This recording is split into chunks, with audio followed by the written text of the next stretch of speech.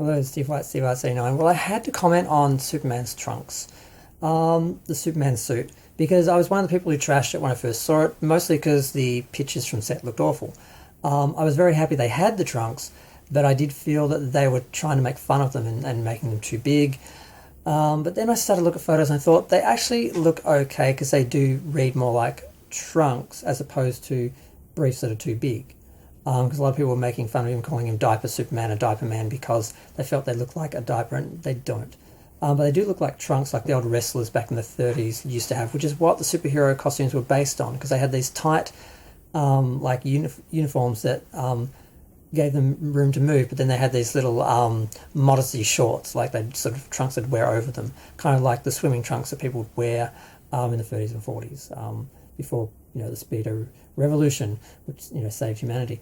But yeah, one of the good things about it, a lot of people are criticizing it again, but it's something that I've noticed, and this is a very gay video, because I'm a speedo enthusiast. I wear swimsuits and stuff like that, and gone to a lot of speedo parties and underwear parties on the gay scene and that. And one of the things I've learned, and a lot of people don't quite get this, is sometimes the cut of a brief can undermine the male form, because you don't see the shape of the male form, you see the line that's created by the brief. And when you have a bigger brief, like a short or a trunk, it's the actual male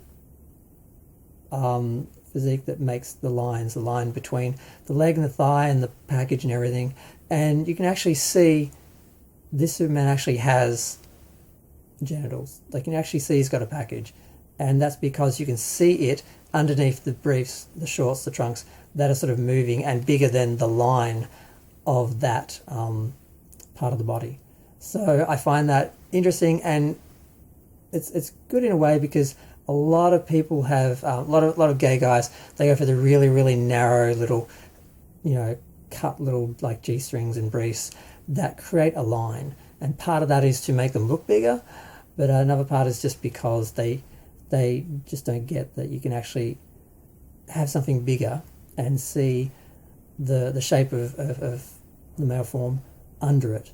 And that's actually more revealing than having, a smaller brief that actually, has that line created for it. So I just want to do a little video about that. I just thought it was interesting that I'm looking at some of the pictures I've seen of him walking around. You can see him moving around in the trunks, and it's like, oh, you can actually see, unlike Henry Cavill, who had this skin-tight outfit, it totally removed any sexuality he had. It totally made him nuded, where it pushed it down and pushed it back, and there's no line, nothing to separate it from the rest of his leg or his thigh or anything. Whereas the brief and the trunk, you actually get the separation, and you get, at least with the trunk, you actually get some movement where you can actually see there's something under there. He has a sexuality, he's a man under there, and it's not sort of pressed back and nuded. So I think that is good. I think this suit is good. It allows Superman to actually have a sexuality, and you can see, oh, he's a boy, and it's not a bad thing. We have this idea it's bad that men have to be like, they have to be in big curtains of shame, or shorts or whatever, and it's actually okay for men to wear briefs and to wear trunks that actually show the form.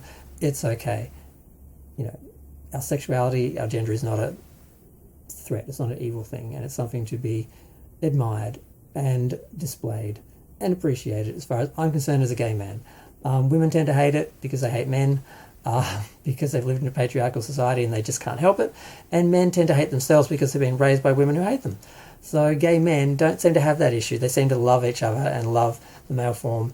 And something that I think is why the superheroes appeal to men, the gay men, and why we sort of have fetishized the outfits and the costumes, and why we sort of dress like that on the gay scene on some way.